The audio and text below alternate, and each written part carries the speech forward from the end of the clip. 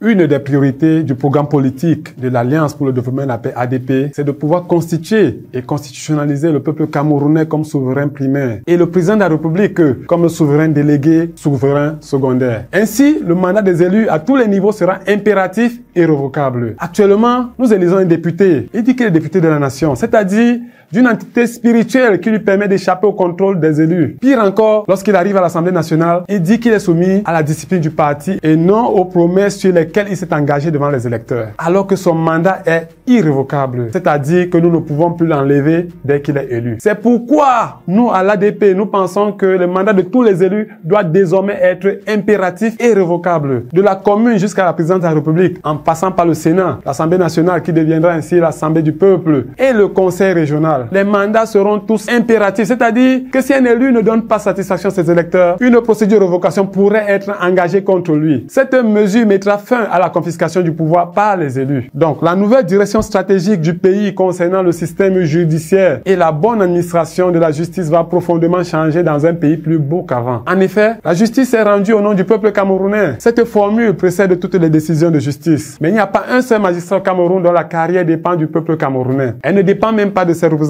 ni à l'Assemblée nationale ni au Sénat. C'est pourquoi la deuxième vertu de la souveraineté primaire du peuple consiste à faire intervenir directement le peuple dans la nomination de certains magistrats tels que les procureurs généraux et indirectement certains autres à travers les sénateurs comme les juges régionaux et ceux de la Cour suprême. Donc les magistrats doivent trouver dans le peuple souverain primaire une protection adéquate. Donc reformer le système judiciaire pour que celui-ci reflète véritablement l'égalité des chances et l'équité devant les tribunaux est un chantier prioritaire pour un pays plus beau qu'avant. Donc de façon générale, la consécration de la souveraineté primaire au peuple instaurera la gouvernance du Citizen Success Management, le management pour le succès des citoyens. Donc que ce soit dans les fonctions électives ou dans l'administration publique, les responsables seront évalués et appréciés sur cette raison d'être.